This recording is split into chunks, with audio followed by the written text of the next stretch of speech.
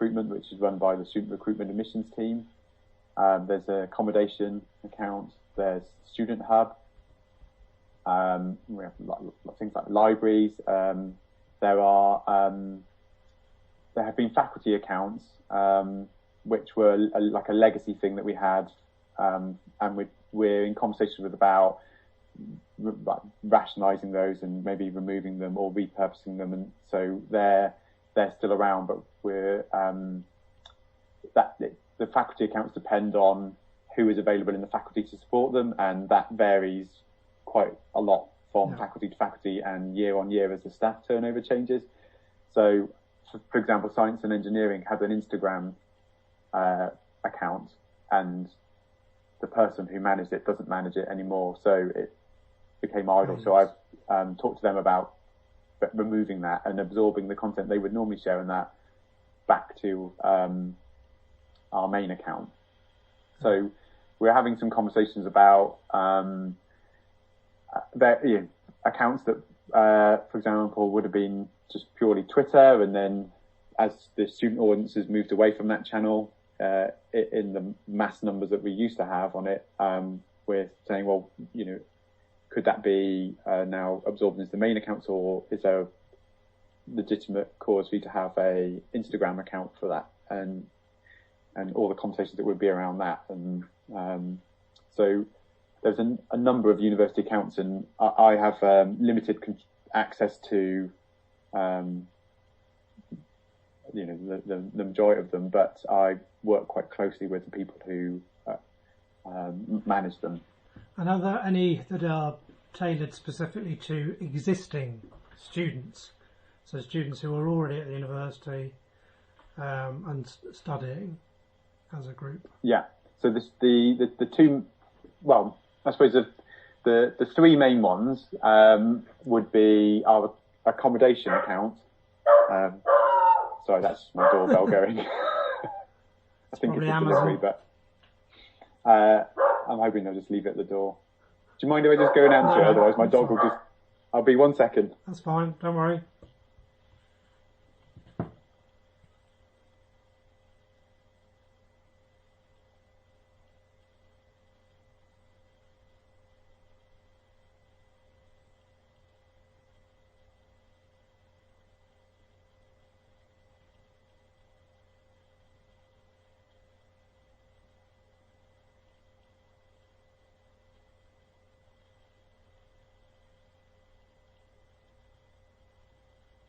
Sorry about that.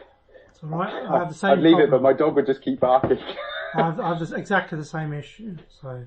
So we have the accommodation account, which is for first year students who come in and own managed halls.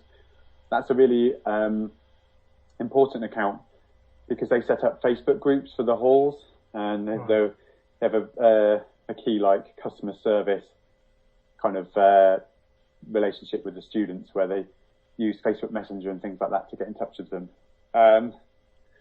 Then we have the Student Hub, which is a reasonably new account. We had an issue where all the services for student services were disparate. So we'd have finance, accommodation, careers, like mental health and well-being, and they'd not necessarily have their own accounts, but they were different phone number, different email, and then they were kind of rationalised a couple of years ago into the Student Hub. So we said, well, let's take that opportunity to make one social media account called Student Hub and try and move away from having a funding one, a mental health. So over the years, we started to phase those out. And just have a central student hub for like a one-stop shop essentially for all those things. We still have accommodation accounts because of the way they manage the halls, but things like funding and well-being and so they all go through the student hub now, or they're supposed to. And the content for that is produced by the student services, is it? Yeah. So. The student services, or I think they're literally called the Student Hub team, will manage that account, and we will try and feed them content that we think that is appropriate. But that essentially the comms around that is from their team. So it's like Mental Health Awareness Week this week. So we're sharing stuff through our account, and we'll try and feed that into the Student Hub account. But they'll do their own individual bits of activity, and they'll tag us in, and we'll then share that to the main account if they want some wider broadcasting of it. But the aim is for students to know that, like, if they have a particular inquiry about counselling or something, they can go to that account and book something in. And so, in your opinion, what of all this, the social media platforms and accounts that you have, which work best for existing students and engaging and reaching existing students in terms of, you know, the information you've got on trends of followers and sign-ups and so on? Yeah, I think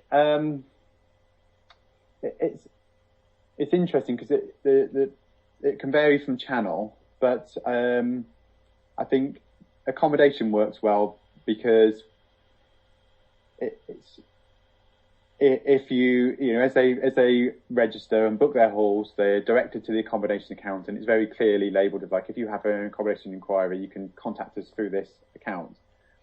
So it's quite a simple thing. You know, it's a service they use, and it's a simple account to follow a message. And I think trying to rationalise the Student Hub account as a point of message for you go here and you can. One of the issues was that students don't necessarily know what service they want. They have an issue, and so they don't contact, like, counselling, because they don't think, oh, I need a counsellor. They just have a problem and they say, oh, you can get this. So the Student Hub account works for that, because they come with, I'm not only, you know, having mental health problems, but I'm also having financial problems. So they don't have to then be sent off. So I think that account works. Is that Twitter? That's Instagram primarily, I'd say. And they do have a Twitter account, but I don't think that is doing much for them. I think most of their contact is through Instagram. And then we get contacted when, because we are just the University of Plymouth, so that is maybe the first point of call.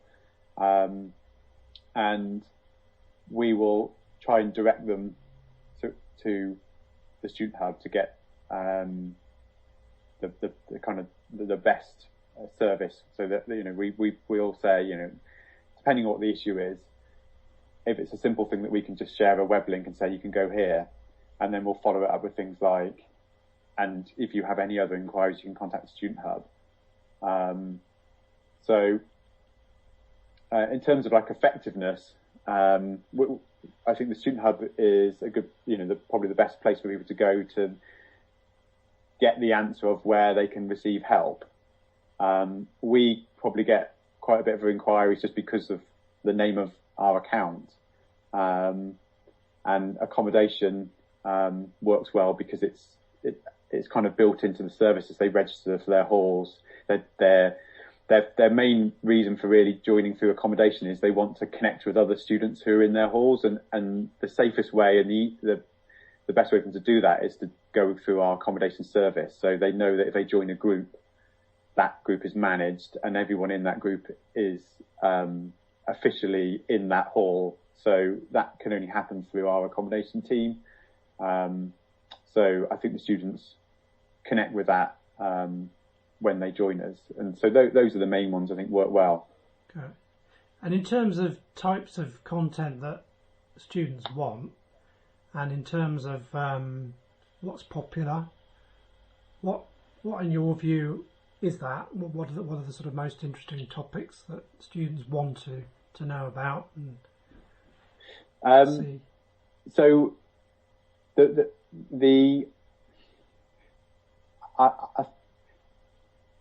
like if we put, you know, the content that's most popular for us is sunny day shots of, you know, the region, the campus,